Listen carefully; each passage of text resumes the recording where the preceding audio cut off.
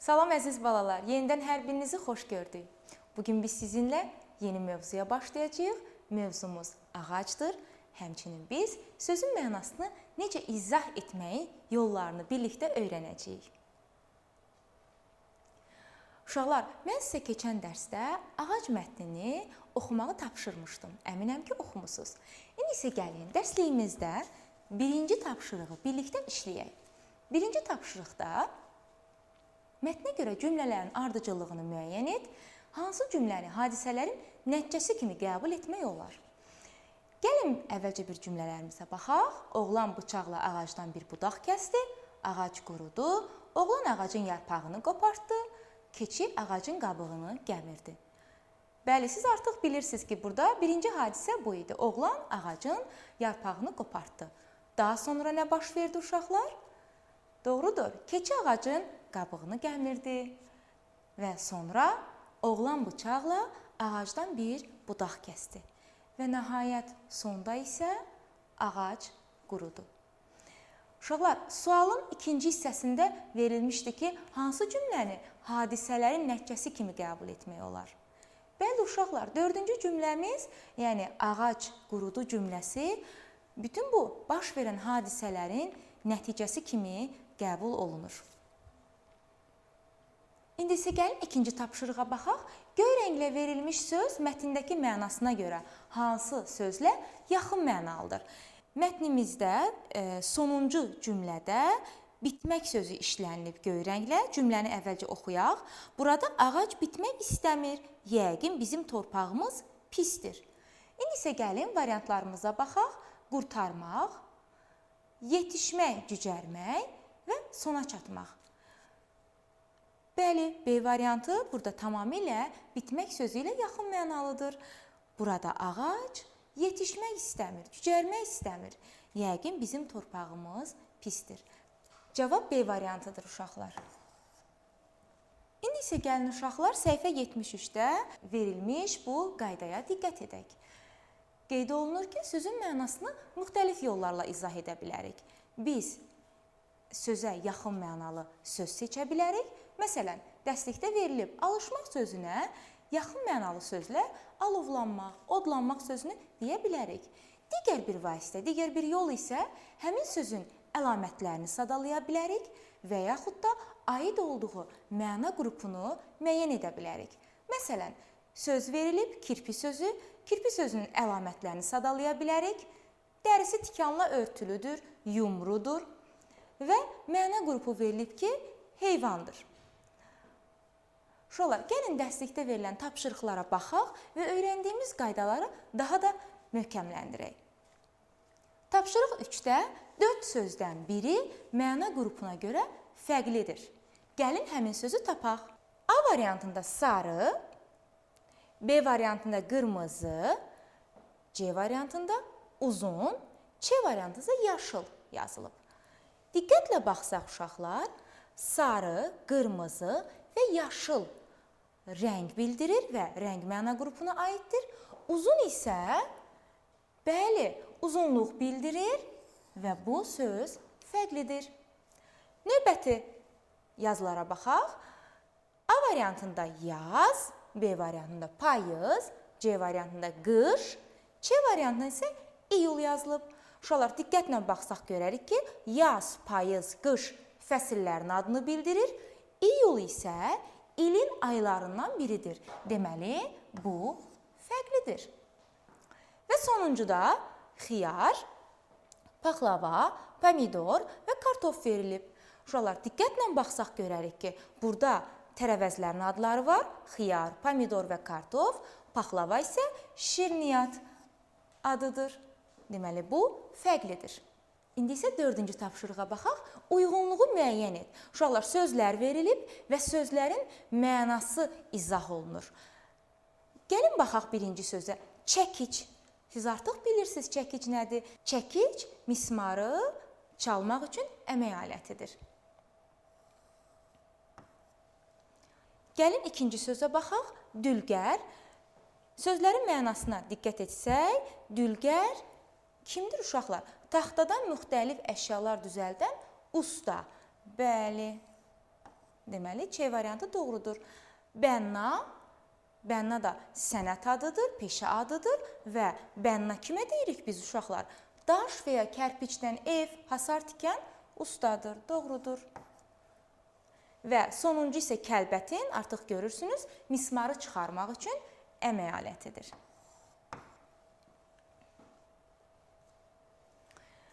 İndi isə gəlin uşaqlar 5-ci tapşırığı birlikdə işləyək. Siz də dəftərinizdə yazın.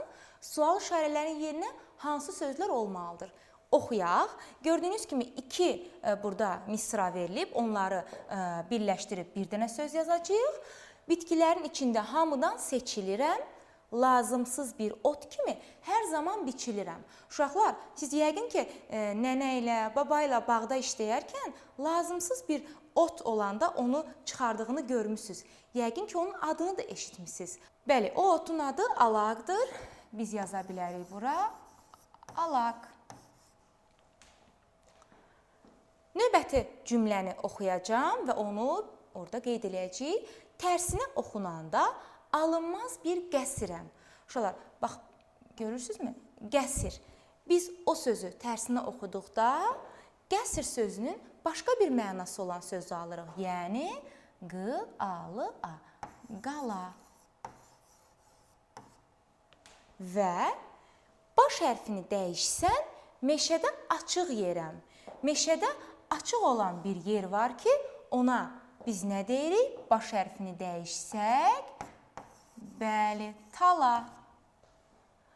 Belə uşaqlar, verilən sözün izahına uyğun olaraq həmin o sual qeyd olunan sözləri birlikdə tapdıq. Uşaqlar, 6-cı tapşırıqda isə nöqtələrin yerinə samitlər əlavə edərək sözləri tamamlamağı bizdən istəyir. Gəlin, həmin sözləri oxuyaq və hansı samitləri qeyd edə biləcəyimizi birlikdə müzakirə edək. Birinci söz artıq sizə tanışdır bu hansı sözdür? Ambar sözü. Lakin gəlin müəyyənləşdirək, biz necə yazırıq, necə tələffüz edirik? Biz tələffüz edərkən deyirik ambar, ambar. Lakin yazarkən biz anbar yazırıq. Tənbəl deyirik, lakin tənbəl yazırıq. Biz əvvəlki dərslərdə də sizlə bu haqda danışmışdıq uşaqlar. Yəqin ki, artıq həmin tapşırığı xatırlayırsınız. Növbəti sözümüz kömbə, kömbə. Bəli, uşaqlar, kömbə sözü iri və girdə çörək adıdır və bu söz elə olduğu kimi də tələffüz olunur. Şənbə, bəli, şənbə deyirik, amma yazarkən şənbə yazırıq. Pambıq, pambıq elə M hərfi ilə də yazılacaq. Və nəhayət uşaqlar, 7-ci tapşırığımız, bu tapşırığı sizə evdə sərbəst işləməyə verirəm. Tapşırığı işləyərkən lüğətdən istifadə edin uşaqlar, orfoqrafiya və alfabet lüğətindən istifadə edin. Tapşırıqda sözlərin düzgün yazılış qaydasını müəyyən etməyi tapşırır və siz nöqtələrin yerinə 1 yaxud 2 Y hərfini əlavə etməklə sözlər dəftərinizə köçürəcəksiniz. Həmçinin dərslik səhifə 74-də Leylək və Bülbül mətnini də oxuyacaqsınız. Bu isə bizim növbəti dərsimizdir. Növbəti dərslərdə həmin mövzu ilə əlaqədar tapşırıqları sizinlə birlikdə işləyəcəyik. Belə uşaqlar, dərsimiz artıq yekunlaşdı. Mən yenidən sizə özünüzü qorumağı, xəstəlikdən uzaq qalmağı məsləhət edirəm və bunun üçün biz əllərimizi tez-tez yumalıyıq, maska taxmalıyıq, insanlarla sosial məsafəni qorumalıyıq. Həmçinin bu haqda öz yoldaşlarımıza, dostlarımıza, ailə üzvlərimizə belə məsləhət etməliyik, məlumat verməliyik. Sağ olun uşaqlar, sağlam qalın, gələn dərslərdə görüşənədək.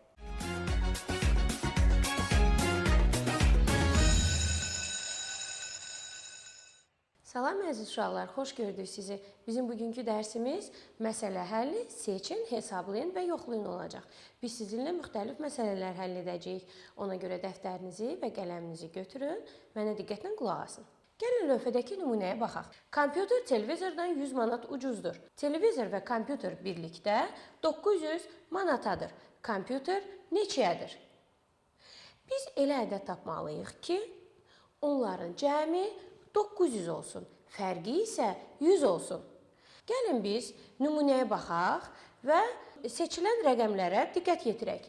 Kompüterin qiyməti 300 manat, televizorun qiymətinin 400 manat olduğunu fikirləşsək, cəmi 700 manat edər. 700 manat da bizə verilən onların cəmindən, yəni 900 manatdan azdır. Deməli, bu şərt ödənmədi. Ancaq 300 və 400 manat arasında 100 manat fərq olduğu üçün digər şərt ödənmiş oldu. Yəni, birinci şərt ödənir, ikinci şərt isə cəmi ödənmir, azdır. O zaman biz digər ədədlərdən istifadə edək. Kompüterin qiymətinin 400, televizorun isə qiymətinin 500 manat olduğunu təsəvvür edək. Kompüter 400, televizor 500 manat olarsa, cəmi 900 manat olar. Birinci şərt ödəndi. 400 manat və 500 manat arasındakı fərq 100 manatdır. Bu şərt də ödəndi. Baxın uşaqlar, fərq 100 manat, cəmi isə 900 manat olmalıdır. İkinci seçimimizdə hər iki şərt ödənmiş oldu. Deməli, biz bildik ki, kompüterin qiyməti 400 manat, televizorun qiyməti isə 500 manatdır. Gəlin, bir məsələdə biz həll edək. Ömər qardaşından 5 yaş kiçikdir. Onların yaşlarının cəmi 11-dir. Ömərin və qardaşının neçə yaşı var? Gəlin, uşaqlar, ilk olaraq istənilən bir ədəd götürək. Məsələn, hansı ədədləri götürə bilərik? Ancaq nəzərə alaq ki, onların yaşlarının cəmi 11-dir. Biri digərindən 5 yaş kiçikdir. Yəni, Ömər qardaşından 5 yaş kiçikdir. Məsələn, 4 və 9 ədədlərini götürə bilərik. 4 və 9 ədədini götürsək, Ömər qardaşından 5 yaş kiçikdir. Bu şərt ödənmiş oldu. Bəs onların yaşlarının cəmi 11-dir. Gəlin yoxlayaq. 4-ün üzərinə 9 gələndə 13 edər. İkinci şərt ödənmədi. Gəlin başqa bir ədədlər düşünək. Məsələn, 3 və 8 ədədini düşünsək, 3, 8. Ömərin 3 qardaşının 8 yaşı olarsa, onların yaşlarının cəmi neçə olar? 3, üstə gəl 8. Neçə edər? 11 edər. Deməli, onların yaşlarının cəmi 11-dir.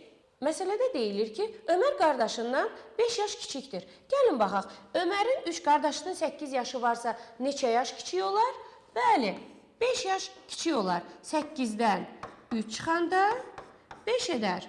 Deməli, biz bildik ki, Ömərin 3, qardaşının isə 8 yaşı var. Gəlin nümunəyə baxaq. Nümunəni araşdırın. Hər bir qalıqlı bölməyə aid misalın cavabını əvvəlcə qalıqsız bölməyə aid uyğun iki misala görə təxmin edin. Sonra bölmə əməllərini yerinə yetirməklə yoxlayın. Gəlin baxaq uşaqlar. 17/2 ifadəsində biz burada 17-yə yaxın 2-yə qalıqsız bölünən ədəd tapmalıyıq. 16. 16-nı 2-yə böləndə 8 edər. Amma 16 axı 17-dən kiçikdir. Deməli, cavab 8 edər. 2-yə qalıqsız bölünən daha hansı ədəd götürə bilərik uşaqlar? 16, 18. 18-i 2-yə böldükdə 9 edər. Yoxlayaq. Biz bilirik ki, qalıqlı bölməni yoxlamaq üçün qisməti bölənə vurub qalığı üzərinə gəlmək lazımdır. 8 vur 2, 16, üstə gəl 1, 17 edər. İndi isə gəlin 15/4 ifadəsini həll edək. 15-i 4-ə bölmək üçün 4-ə qalıqsız bölünən 15-ə yaxın olan ədədi tapmalıyıq. Bu hansı ədəd eləyər? 12. 12-ni 4-ə böləndə neçə edər? 3 edər. Bəs 4-ə qalıqsız bölünən digər hansı ədədi götürə bilərik uşaqlar? 16 ədədini götürə bilərik. 16 4-ə bölündükdə neçə edər? 4 edər. 15-i 4-ə böləndə 3 qalıq. Qalıq neçə olacaq uşaqlar? 3 vur 4, 12. Bizim bölünənimiz 15-dir. Qalıq isə 3-dür. Gəlin yoxlayaq.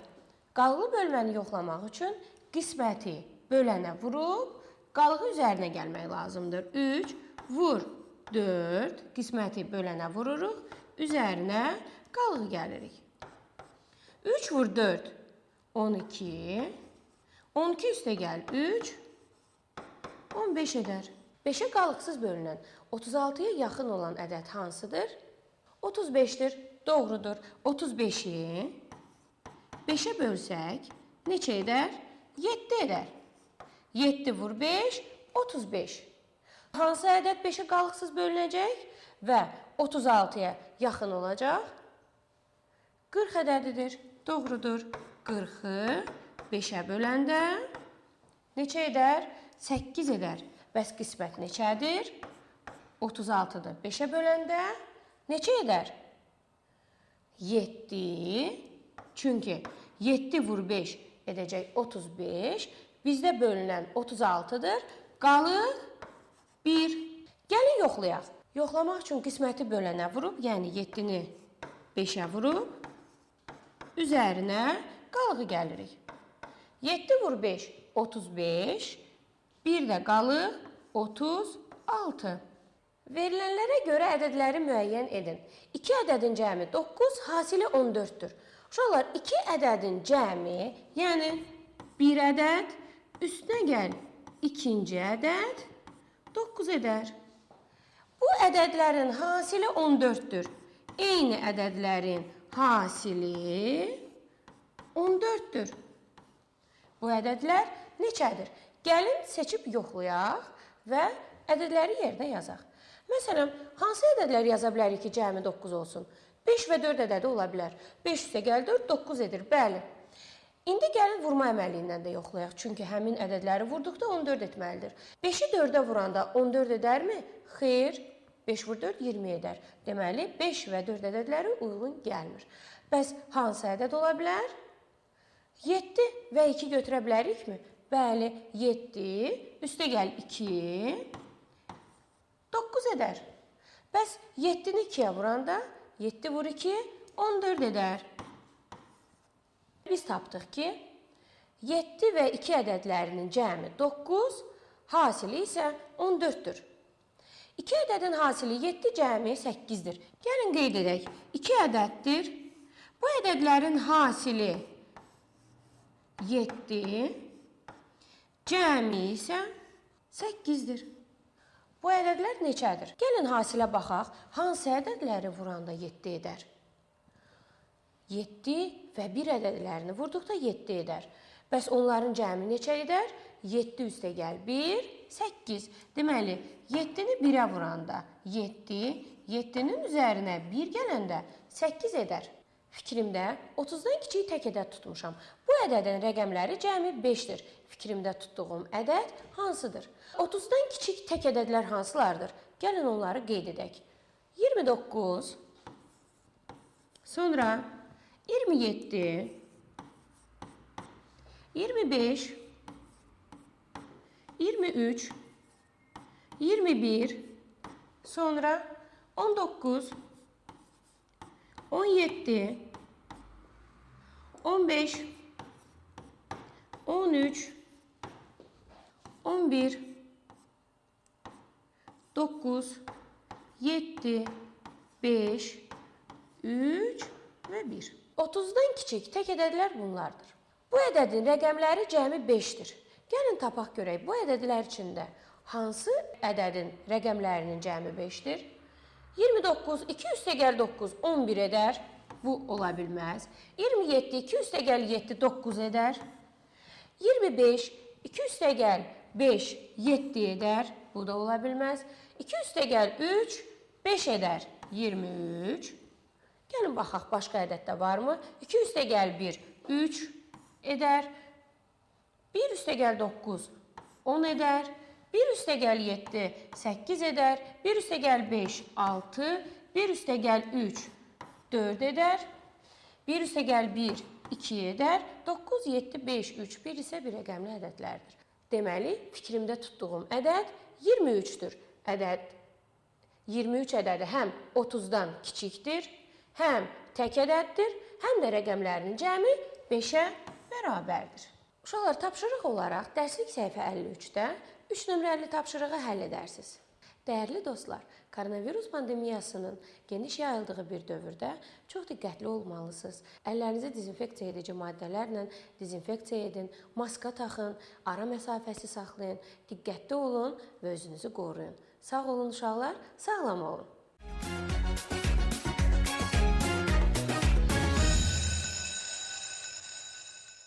Salam uşaqlar.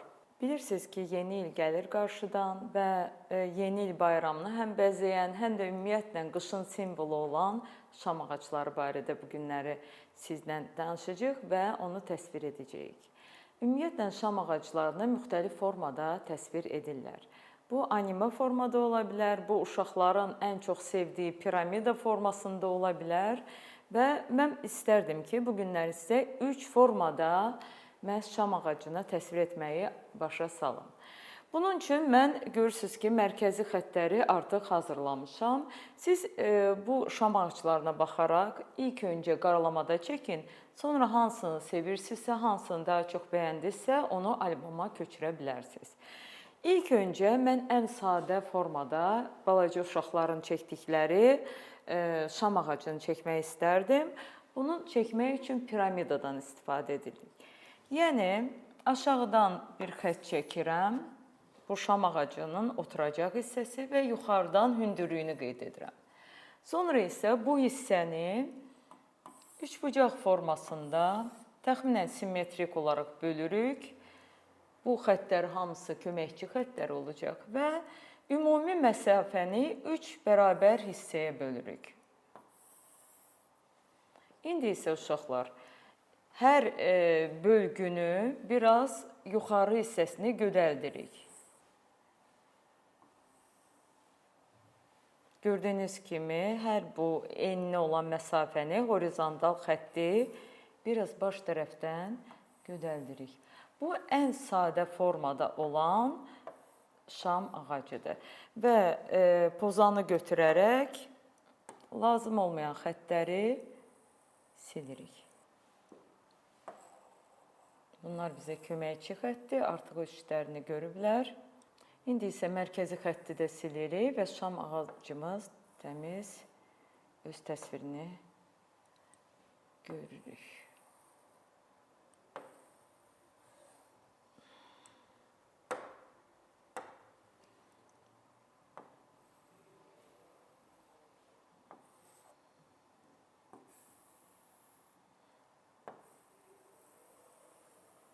İndi isə keçirik ikinci formada şam ağacına. Bu isə ziqzaq xəttlərdən ibarət olacaq. Əvvəlcə yenə aşağı xətti qeyd edirik. Bu şam ağacının aşağısı olacaq və hündürlüyünü qeyd edirik və başlayırıq şam ağacımızı işləməyə. Təxminən ölçüsünü qoyaraq, təxminən buracan bəsdir. Şam ağacı yenə də qatlardan ibarət olacaq. İlk qatı 4 qata da bölə bilərik, 3 qata da bölə bilərik. Nə qədər çox olsa qatı, o qədər gözəl olacaq.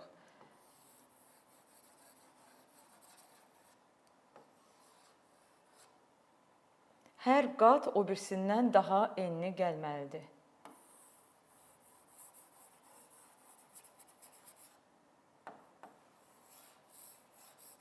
Gördüyünüz kimi, yuxarı qat daha ensiz, aşağı ondan enli və get-gedə daha çox enləndirəcəyik. Və beləliklə son qatını da tamamlayırıq. Burada dəqiqlikdən istifadə etmirik. Gördüyünüz kimi, bu xəttlərin hamısı hərəsi bir ölçüdədir. Və sonda istəsəz şam ağacının gövdəsini göstərə bilərsiniz. Bəzi halda da o qarın altında qalır. İndi isə pozanı götürərək artıq xəttləri silirik. Bütün köməkçi xəttlər artıq bizə lazım deyil. Onlardan azad olaraq tam rəsmimizi tamamlayırıq. Və keçirəm son deməli şam ağacıma. Bu şam ağacı da biraz fərqli formada çəkiləcək. Yenə də həmin hərəkətləri təkrar edirəm. Mərkəzi xətti çəkirəm, aşağı hissəsini qeyd edirəm və şam ağacının hündürlüyünü qeyd edirəm. Və burada isə qatlar yenə də təkrar olunur, amma ağacın çəkilmə forması biraz fərqlənəcəkdir. Birinci qatı çəkərək, fikir verdiyiniz kimi, mən qələmi ayırmadan smart lövhədən rəsmi çəkirəm. Bu formada şam ağaclarını siz animasiya filmlərində görə bilərsiniz.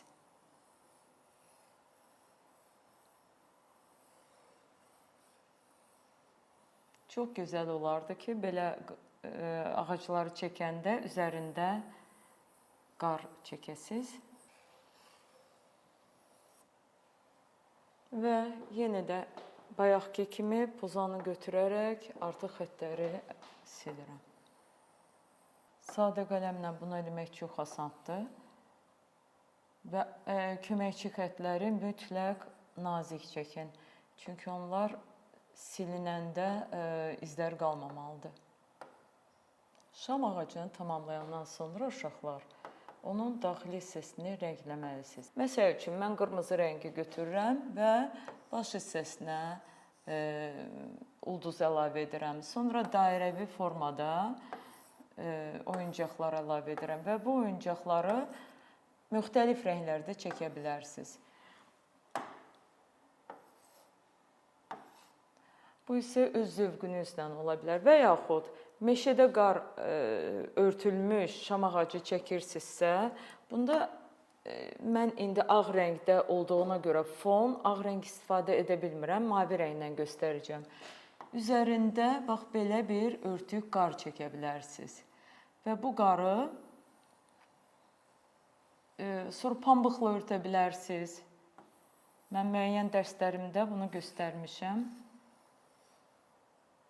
Beləliklə, bu hissələri ağ saxlayaraq pambıqla örtə bilərsiniz. Bu da bir üslubdur, bu da bir şam ağacını göstərmək üçün maraqlı bir üsuldur. Beləliklə, uşaqlar, biz bu günləri sizə meşədə olan şam ağaclarını, uşaqların çəkdiyi sadə formada piramidalardan ibarət olan şam ağacını və bayram şam ağacını çəkməyi öyrəndik. Öz zövqünüzə görə bunların üçünü də rəsmdə istifadə edə bilərsiniz. Sağ olun uşaqlar, gəlin dərslərimizə qədər.